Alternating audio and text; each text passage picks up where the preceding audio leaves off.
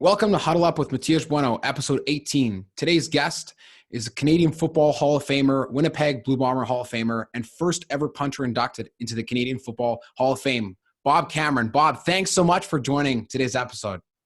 Well, thanks for inviting me. So, Bob, the resume that you have speaks for itself, and being one of the most prolific characters in the history of the Winnipeg Blue Bombers, and having played for many, many seasons and are up there in terms of the record number of years. We're going to take a deep dive into some of the nitty-gritty details and stories that really encapsulate being the life of a punter, especially one that was so tenured in the CFL. So let's take it back to when you were playing university football and how you got the opportunity to play in the CFL. What was your experience like? You were an Acadia Axeman back in the 70s and were also a Heck Crichton Trophy winner.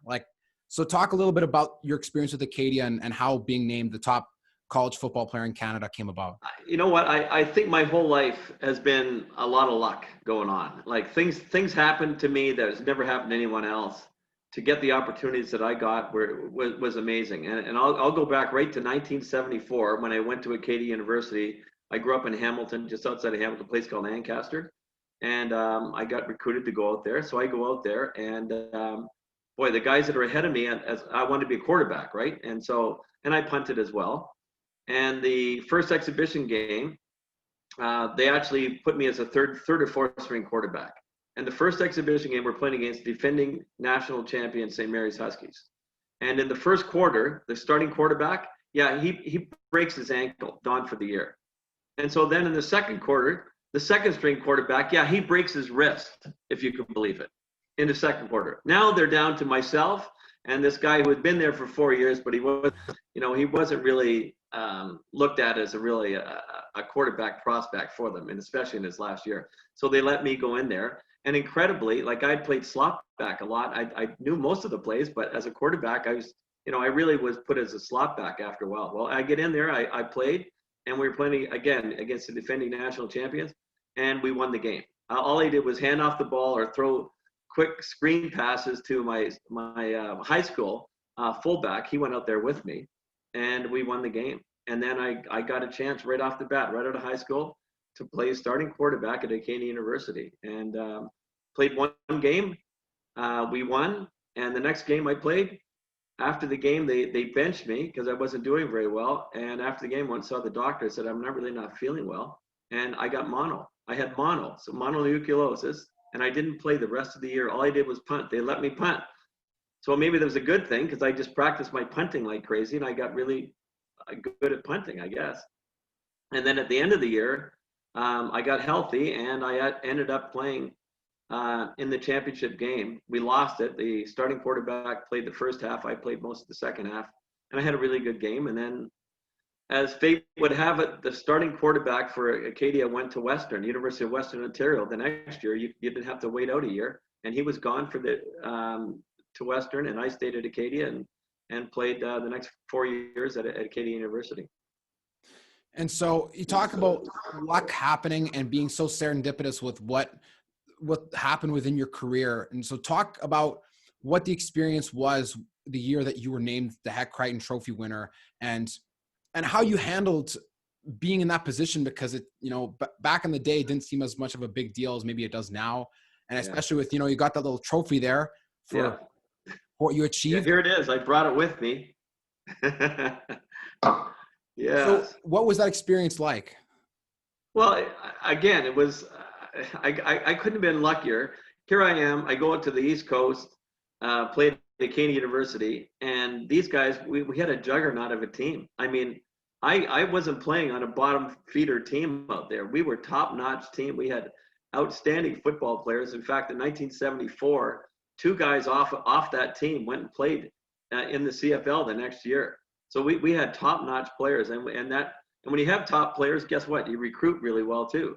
So we got a whole bunch of kids out of Toronto area who were really good players as well. So make a long story short, I was on great teams, and we won the league championship in 75. We won the league championship in 76 and in 77. And because I was a starting quarterback on this team that was one of the top teams in Canada, and I had a pretty good year, that's how it happened for me. I played well, and not only was a quarterback, I was also a punter too. So that helped me in winning the Heck Creighton Award, obviously. But I mean, I had great teammates, great football team that I played on. Coaches were fantastic, and I'll get into it even down the road. After my university career, the luck went even better for me, as I'll tell you later on. So it seems so opposite to nowadays. You look at the AUS, like the Atlantic Division, as very weak, and people don't really give that much respect to, the lore that used to be St. Mary's or Acadia or St. FX or those teams. And so where have you seen, in terms of just from your position, where the transition pivoted from the AUS being one of the most respected divisions to being considered the weakest division in terms of recruiting?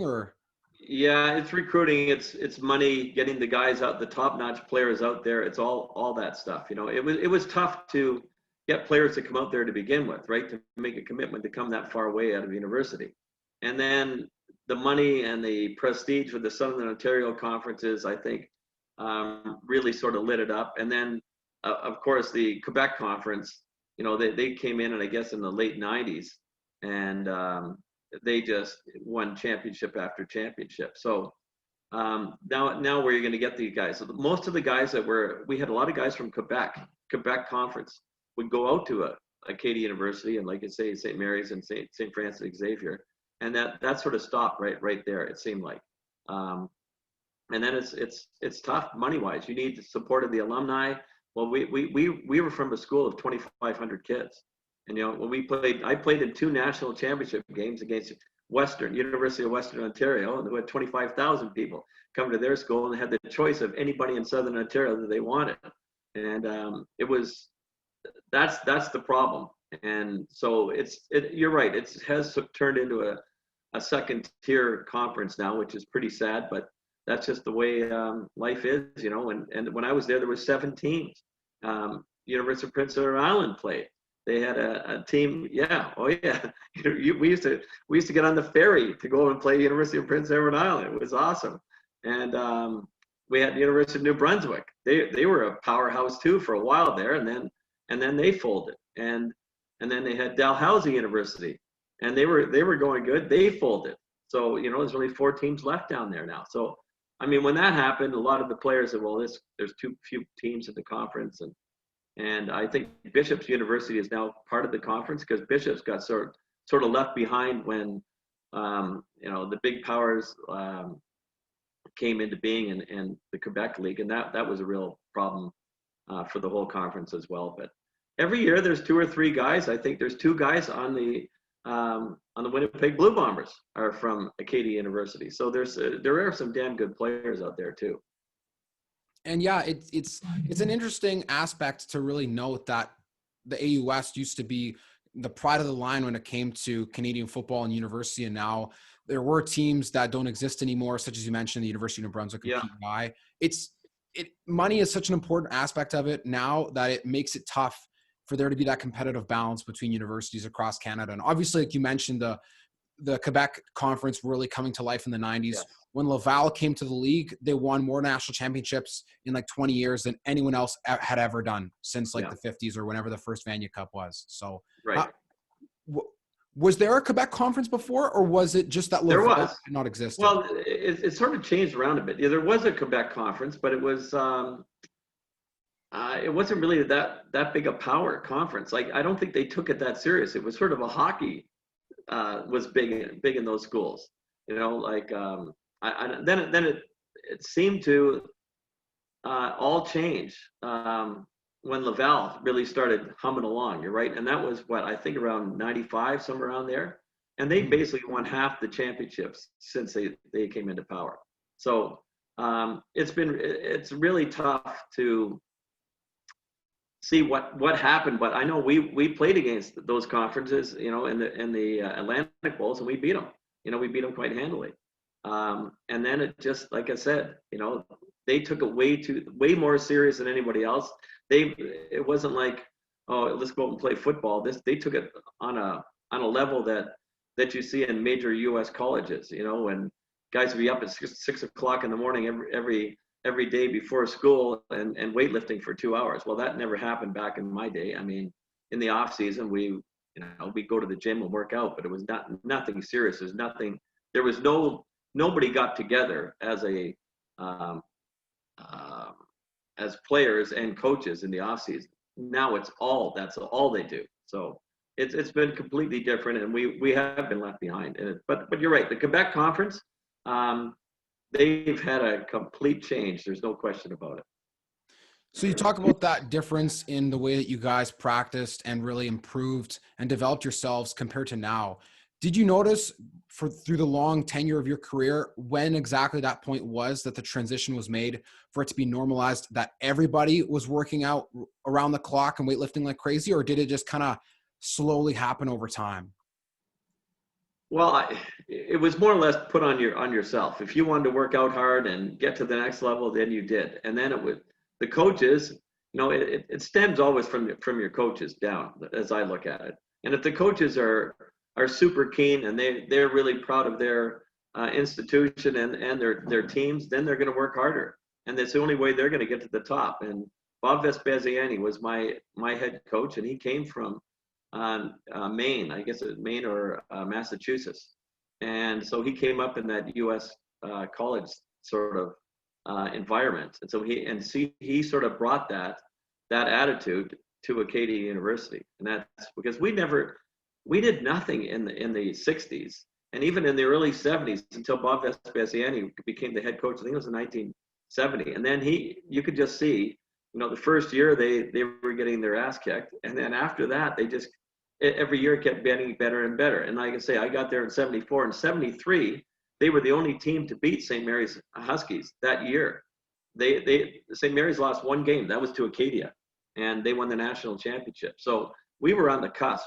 And once that happened, now there's two powerhouses down there. Then all the other teams said, well, we got to really go to get, to compete with these guys. And I think that was sort of the way it happened in the Quebec Conference too. Once Laval came in, that whole conference completely changed. This isn't there to have fun. This is there to win championships. And what they've done is absolutely phenomenal. 100%. It's so interesting to see the way in which history changes over the course of time with training regiments and routines, and what the teams are doing is that, it's not just like I'm sure you've read articles or heard things about NHL players, how they made it in the 50s or 40s. If you can do X number of jumping jacks and this and that, whatever you're in. But nowadays it's like hockey is probably the hardest sport to be a professional athlete in terms of the physical endurance and the people you're up against. Like it's crazy. Well, I always said, when I kept trying out and kept getting cut, I always said to myself, you know what I have to do, if I keep getting cut, I've got to beat these guys out. This is competition. This is the ultimate in trying, and in society, in life itself, life is a competition, and you got to beat people out. As long as I'm not going to get political here, but in socialism, everybody plays the same game, all get together. But in capitalism, the best get the job, and the other ones are booted on the wayside. And if you can't handle that, then you're never going to play. And there's going to be lots of times when you get kicked in the teeth, and you think, well, I'm never getting up. This is it. I mean, I'm done. That's the attitude you can have. Or, man, okay, I'm gonna show these guys they made a huge mistake, and now I'm gonna work out even harder. And that's what I was getting to the point where I said, okay, if I'm going against guys that are as good as athletes as I am, then I've got to work harder than them. I've got to find an edge somehow. And so I would try to, the whole off season, I'd be working all the time, as hard as I possibly could, at least hard as I thought I could. And then the next time that I go against a guy, I know that I've worked out harder than he has. And if everything works out right, I should get the job. That was my attitude. So let us take that into our next transition in terms of a question, is that now we get to the phase of your career when you're going to the CFL. You drafted by Edmonton in 1977 and didn't make it and went back to play another year of Acadia, and then had the do or die presented on the table in terms of making the CFL the following year. So talk about what happened in that first year when you were drafted by Edmonton, and then we'll get into the Winnipeg. Yeah, well, when I was drafted by Edmonton, really their punter, I think it was Gary Lefebvre, had left, and then they drafted me to be their punter. And so I go there, and as I mentioned before we got on the air here, there was a guy named Hank Olisic who was in grade 11 going into grade 12. They wanted me to work with him, just to punt with him, and I go, sure. So I'm punting to him while he's blowing him over my head back. So, I mean, he's a better punter than me already. He's in grade 11. I couldn't believe it. And so sure enough, he ended up getting the job. I got cut. And then after I got cut, I went to Calgary, tried out for Calgary Stampeders. I was cut there. So now it's in the fall of 77. I said, well, I'm going to go back to university, finish off my degree, and play one more year of football. And I was fortunate enough, we went to the national championship game again. Unfortunately, we lost against Western. But I won the Heck Crichton that year. It's the outstanding college football player in Canada. So I said, okay, well, that first year really didn't work out too well for me. But I'm going to go back in 78, and I'm going to show these guys. Well, I got tryouts, a lot of tryouts in 78. I tried out for Philadelphia Eagles. They flew me down there twice. And I went to a free agent camp with them, and unfortunately did not get signed. Then the Ottawa Rough Riders signed me, and I went and tried out for Ottawa Rough Riders. I was cut it up for Ottawa. Then I was hired by the Toronto Argonauts. They had a senior team, and I was hired by the Toronto Argonauts senior team to punt and play quarterback for them in the summertime. And nothing happened for me. And I actually tried out for Hamilton Ticats. I was going to play a couple exhibition games at Hamilton Ticats, and I was cut there. And so now I basically back to my 5th year at Acadia University. I said, okay, well, I don't have much choice here. I'm not giving up on the dream. And I went back to Acadia in the fall of 78 and tried out after that year. And I did not have a good year. My attitude was, and I totally admit it was not good. I couldn't believe I wasn't playing. You know, your whole job is a subjective evaluation of the head coach. If he doesn't like you for whatever reason, if you're not good enough, or he just thinks you're not tough enough or whatever, then you're cut. And so I said, you know what, I can do it. I know I can do it. I just gotta get in the right place at the right time. And then now it's 1979, and I played in the Can-Am Bowl in Florida, won the MVP as a punter only, and I signed with the Buffalo Bills in the NFL and played a couple exhibition games with Buffalo, and actually did okay, but I was in the last cuts, and the guy, was cut down between myself and this guy, Rusty Jackson. Rusty Jackson made the team, and I got cut, and I thought, well, okay, somebody in the CFL is going to give me a look now for sure, and nothing.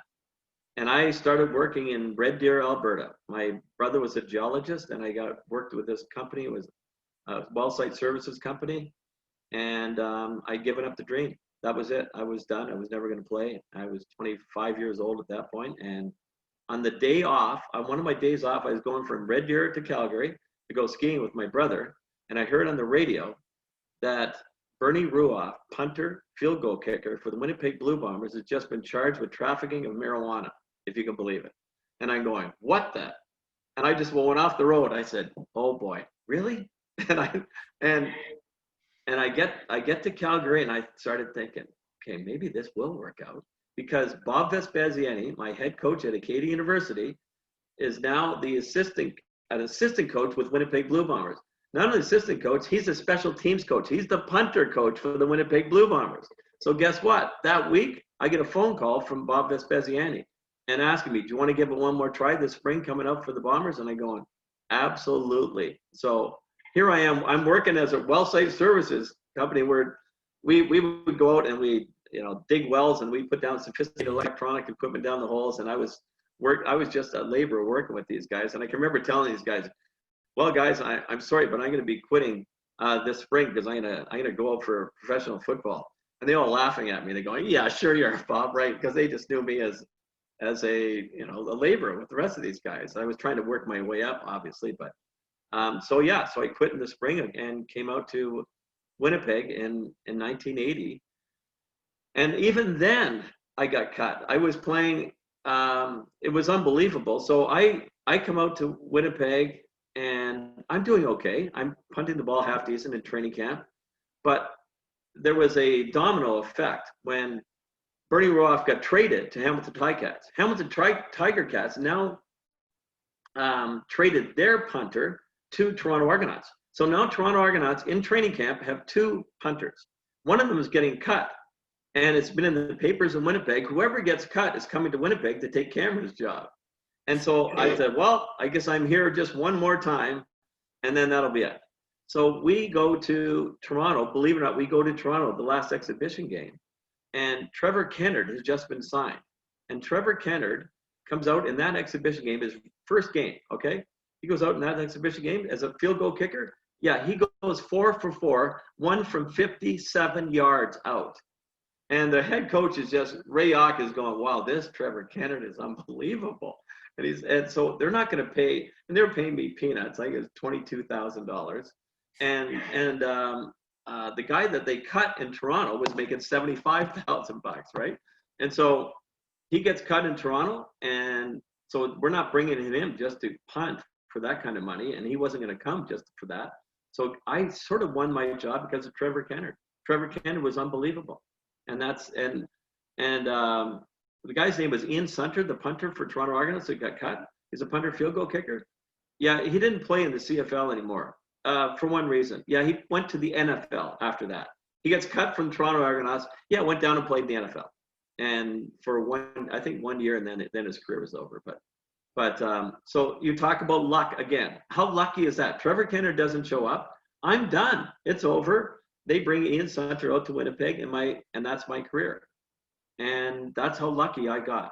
And then the 5th game of the year, we're playing in Hamilton, my hometown. My high school football coaches are coming. All my buddies from high school. I only grew up 10 miles away, right?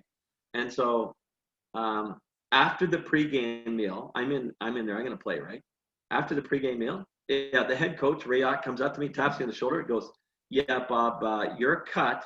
We have brought another punter in for this game." I'm going, "No, you can't be serious." "Yes, yeah, you're cut, and we're playing another punter." And so I said to him, "Well, can I come back and compete for my job?" And he goes, "Yeah, Bob, sure. That's a great idea. Sure, just do that."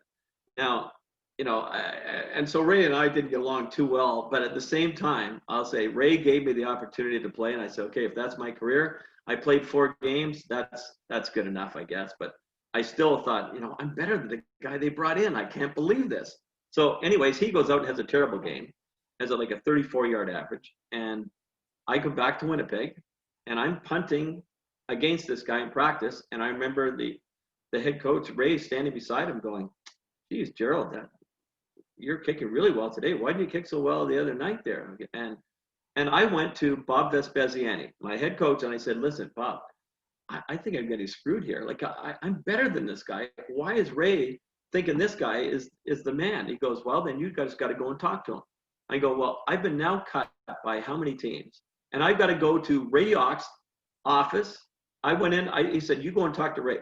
I get off the field. I go into Ray Ock's office and I sit down with him. I said, "Ray, I think the way you're evaluating us in practice is wrong."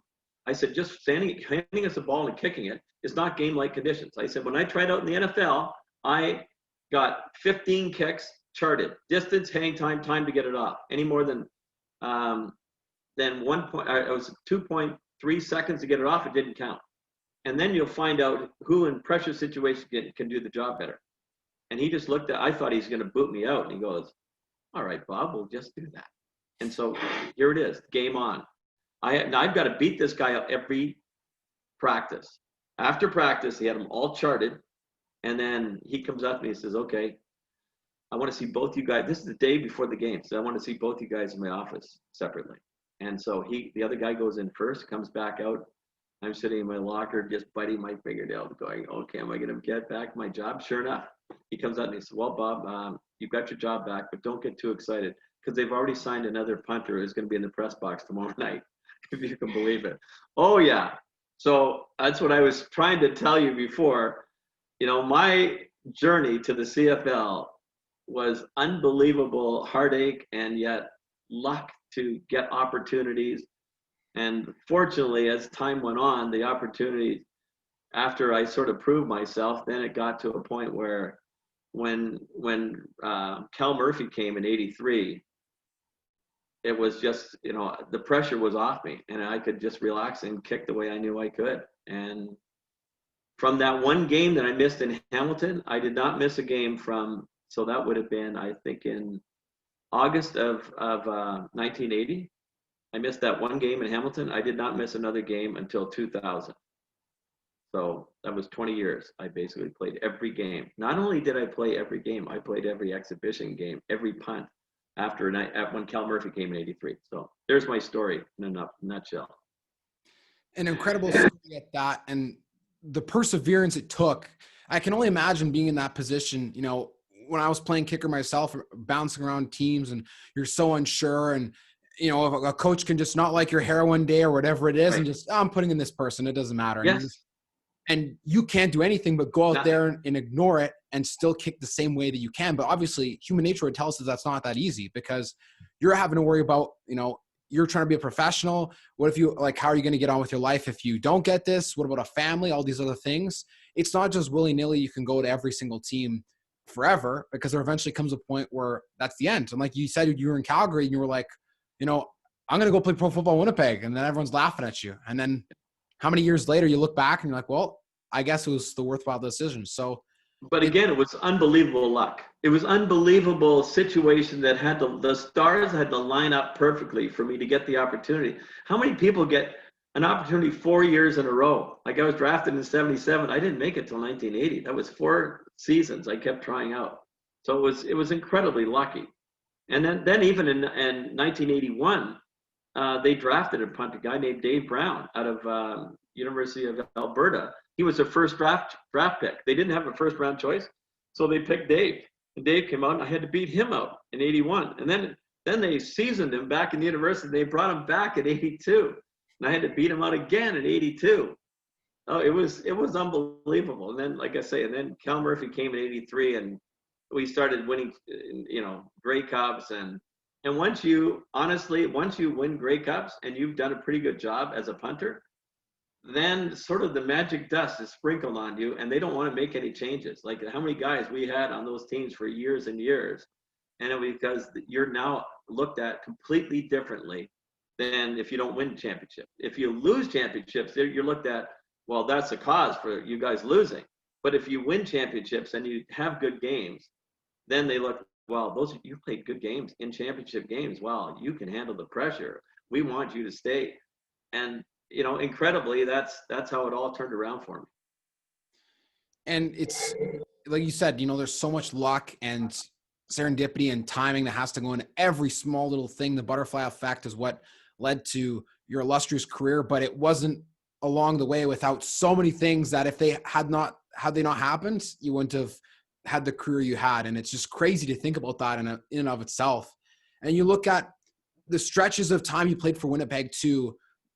How did you compare in terms of like handling your job with the team in the '80s versus the '90s versus the end of your career? Was there still that sense of urgency that you once had, or did it really subside and you were able to come into your own as your career went on? Well, again, it was there were some lucky things that have to happen, and really, I look back at it, in 1980, there was not that many specialist punters. There's only 32-man rosters. So a lot of guys would be a linebacker or whatever to punt. So in essence, you've got to be at the top of your game every year to be a punter. Because a lot of guys, even now, are punter field goal kickers. I just punted. So if you're just a punter, then they're always looking for the guy that can punt and kick field goals. It just so happened that Trevor Kennard was just a field goal kicker, and I was just a punter. And so they were probably looking, if you're not on the top of your game, they're looking to make a change. There's no question about it. But once the rosters started getting bigger, that they could afford just specialist punters and just specialist field goal kickers, that was sort of a bit of a turning point. And then right at the height of my career, I had a really good game in the Grey Cup in 1988 when I won the Outstanding Canadian in the Grey Cup. And all I did was punt. And so right then it was a super windy day, and I'll go back to the wind situations in Winnipeg and Saskatchewan are legendary, how tough the wind can be. And honestly, this one the first game in 1980 that I played in Saskatchewan in that Labor Day Classic, my first punt, it was a hurricane. And I'm into the wind, and I'm punting from our own 20-yard line. I punt it. They came with a huge punt rush. I tried to draw the roughing the punter penalty, and I see the ball go off the outside of my foot, land about 15 yards down the field, start bounding backwards. And I punted from our 20. Yeah, it went out of bounds on our 12. Nobody touched it. It went out of bounds on our 12. I'm lying on my back looking at it. I go, no, what the hell? And so then my next punt, yeah, it went 5 yards. 5 yards. And they didn't blow it dead in those days either. It was crazy. So it hit and started bounding backwards. And then they block you so you couldn't run down the field and jump on it either. So it was crazy. I had one punt, went 78 yards that day. So after that game, and we won the game. After that game, I said, okay, if I'm ever going to make it in the CFL for the long run, then I've got to learn to punt into the wind. So every time in practice, I've never punt with the wind. I'd practice punting into the wind. And I developed a punting style that I thought would be conducive to punting into the wind. I just kept at it. So it gave us an advantage on windy days that I could punt in the wind, and everyone else, if you came from a dome stadium or a place that didn't have a lot of wind, their punter would be freaked out. And I wasn't. I thought I could handle it, and I did pretty well. And then in the 1988 Grey Cup, we win by 1 point, and I was very fortunate to be the outstanding Canadian. And I had a really good game punting into the wind, got a couple singles.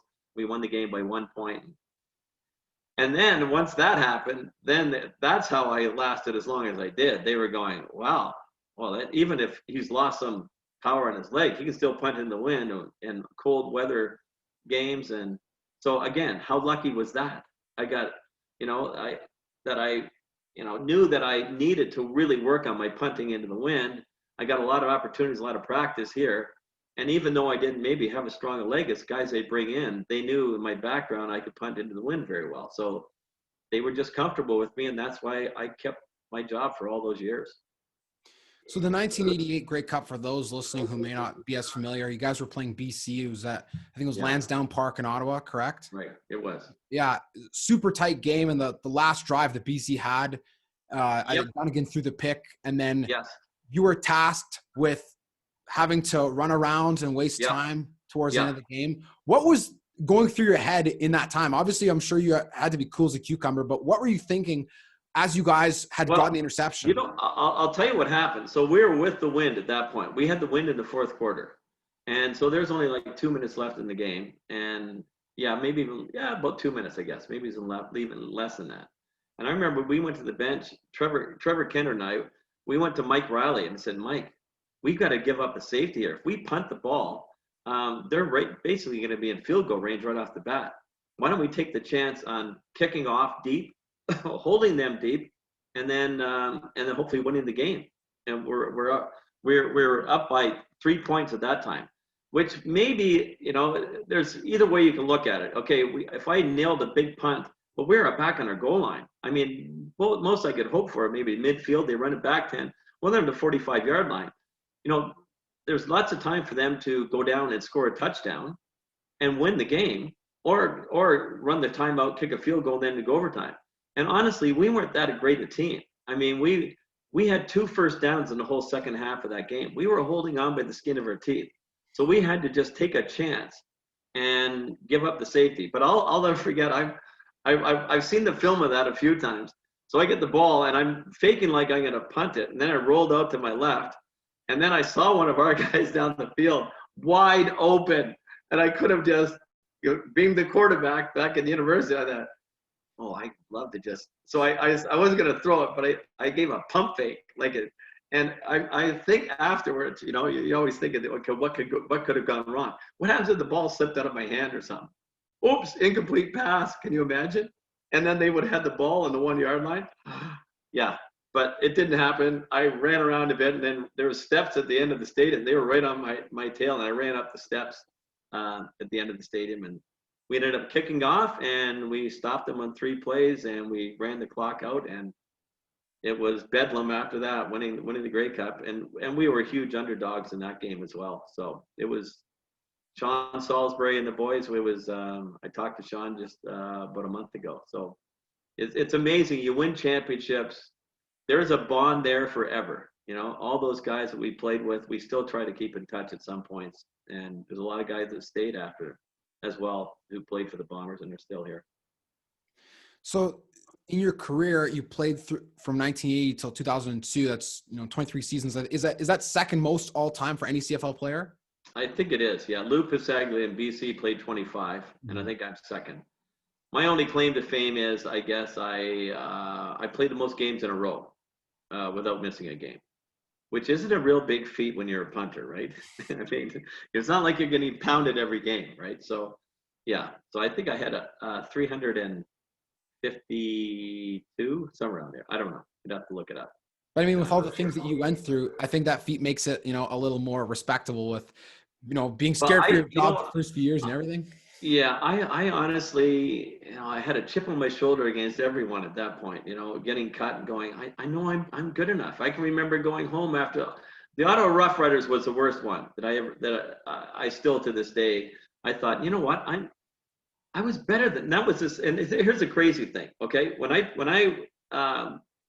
got cut in Edmonton in 1977, guy's name was Gerald Kunick, who beat me out, and then he lost his job to Hank Olisic. Gerald Kunick, then guess what? When I tried out for Ottawa Rough Riders, guess what? Gerald Kunick is a punter for Ottawa Rough Riders. Same guy. This is 1978 now, and he beat me out in '78. Guess who the guy was that came in 1980, and I left the one game that I missed? Yeah, that'll be Gerald Kunick again in Hamilton. So 3 times he beat me out. I'm sure he says to his kids, I'm way better than that guy who played all those years. And, he's got a legitimate point there. But I remember George Brancato, who was the head coach for Ottawa Rough Riders. I remember after the game, when I got cut, the day of the cut downs, they had in the paper, everyone that made the team, everyone who got cut. They were right on every guy except for me, everyone. And I go into George Brancato's office and I was begging him. This is the head coach. You can just imagine, I was so upset. I was begging. I said, how can you possibly make this decision? I said, I had the highest punting average in university history. I can only get better. I'm only 23 or 24 years old. This guy's already shown what he's got. And I was making my point. And he said a couple of things to me that always stuck with me. He said, one thing he says, George Hughes was it's amazing. This is how ingrained these words were. He said, George Hughes, a punter in the NFL in the 50s. He's our offensive line coach. He thinks you're going to be inconsistent because you have a one-handed drop, and Gerald Kunick has a two-handed drop. I'm going, so it's not performance then? I beat him out in practice every day. Are you guys watching? I beat him out in the exhibition games. I don't understand this. And then he said the one thing that really hit me, and it was, you know what? We like Gerald. I'm going, what? I thought this was pro sport. You like him? It's not performance? And I was honestly, the way I'm talking to you, I was basically begging him. And I remember driving home from, it was about 200 miles, I guess, home from Ottawa to Hamilton. I remember my days off. I just thought, when I got cut, I'm thinking to myself, you know what? If I could ever make a team, and if the coaches like me, even if they bring in other guys that are better than me, they'll keep me. I said, I think these coaches are friggin' stupid. I'm going, how stupid are you? I couldn't believe it. And then even down the road, so this is after, my career had gotten a lot better. I guess this would be in the 90s. And there was a assistant coach for Edmonton Eskimos, and who actually coached with George Brancato. And so George Brancato coached after that, a few years after that, and he was, I played against him too when he was coaching Ottawa, and I was obviously in Winnipeg. And I'm in warm-ups, and this coach comes up to me and talks to me, and he says, okay. And he said, Bob, you're really hitting the ball well today, or something like this, just small talk. And he said, you know what? You remember when you got cut for Ottawa in 1978? And I said, do I? I said, I've still burns inside me. He goes, I just want you to know that George Brancato, when I was an assistant coach with him, and we were watching you warm up, he said to me that, he said, of all the personnel decisions that I've made, the worst one I ever did was cutting Cameron. I said, come on, you're lying. No, okay, nice try, but no. And he says, no, I am dead serious, Bob. I'm dead serious. That's what he said to me. And so you can maybe take that for a little bit, that he admitted his mistake in that point. And I'm going, well, I knew he had made a mistake. He just didn't listen to me. So anyways, it's there was a lot of hard struggles, let me tell you, to play all those years. And honestly, it was when Cal Murphy came in '83 that the whole thing turned for me. And obviously, it was a great, wonderful part of my life. That's for sure. So, having played for many, many years and played in, the last Grey Cup, you would have played in Winnipeg in 2001, and then you played 2002, Yeah. and then that was your final season. Yeah. So, once you got towards the end of it all, what was what were some of the major factors that made you decide to retire, or decide to finally, see the light at the end of the tunnel, because you'd been through so many trials and tribulations, and been through it all and played so many seasons. So what at the end made you say, okay, now I'm done? Well, I just couldn't do it anymore. I mean, and Dave Rich was the head coach, and Dave actually came up to me and said, Bob, you played so long, you've done so well that you've earned the right to retire when you want to retire. But he said, you can't get crazy here and play till you're 60. But he said, and I said, well, I really appreciate that a coach would actually come up to me and say that. And so, but even then, even I had a herniated disc. That's when I missed it. I lost the last half of the year in 2000.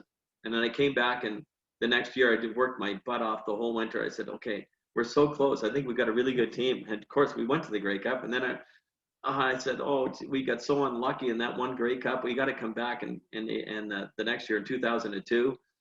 And it didn't happen for us. We lost to Edmonton in Edmonton. And I said, that was a close game too. Yeah, it was real close. There was issues there. We had a fake punt and they ran it down our throat, and there was just a crazy game. Anyway, anyways, after that, I just thought, okay, this is it. I've got to give it up. I was 48 years old. I was the oldest player ever to play. 48. I played at 48 years old my last year. So that just shows you, I didn't have much. And honestly, when I was playing, I would have to hit my best punt. Like, I would have to annihilate it. I'd have to hit that best punt every time. And, when you're younger in your career, you're hitting punts, 55, 60 yards if you kill it, right? And then if you shank it, maybe 35 or something like that. Well, here, my best punt is like 43, 44 yards. And I have to hit that every friggin' time. I miss one of those, and I'm putting us in a hole, right? So, and Troy Westwood, I punt with him every day in practice. He was beating me. He was better than me, and he was a field goal kicker, right? So, I knew it was over that year for sure. And I probably should have quit after the 2001, but it was such a heartbreak losing that Grey Cup, and I wanted one more. So that's more or less what happened there. So, Bob, we're getting towards the end of our time here, so we're going to ask one more question before we wrap up today's episode. So, having played second longest number of seasons in the CFL and having played in 6 Grey Cups with the Bombers, of all the memories and all the things you've gone through in football, if there was one thing that you would look back on in your career and be the most grateful for, what is that one thing? And how do you reflect on that one thing in your day-to-day life since the years that you finished playing football? Well, the one I think in my situation, the one thing, and I've told my kids, I've got 4 kids, and I live in Winnipeg. I've been here for 30 some years now, 40 years now. So I look at, and I talk to my kids all the time, never give up. If you give up, I always say, my son tried out for the Bombers too. And I said, if you quit, you'll never make it. And it's like anything you want to try and do, it's easy to quit. Everybody can quit, but it takes a lot to, dust yourself off and stand up and go back at it. Even though I can, I would even, when I came to Winnipeg in 1980, I knew a lot of the guys on the team, even just from playing university ball and those Can-Am balls. And I felt sort of sheepish that they're probably looking at me and going, what is he doing here again? He's trying out again. Doesn't this guy ever give up? I mean, come on. And you've got to fight those thoughts in your mind that, you've got to stand up and go, okay, I can do this. and I'm going to show people I can do it. And in the end, if I can't do it, then I gave it everything I got, and I wouldn't look back at my life and go, well, you know what? I didn't really try as hard as I could have. I always thought I'm going to go as hard as I can. And if it works out, fantastic. If it doesn't, then I got nothing to be ashamed of. So that's what I bring to it. And wiser words couldn't have been spoken. And even when reflecting on any person's football career, never giving up is such an essential component of being a professional football player, because you never know how many times you may get the next opportunity to play in the next game of the next season.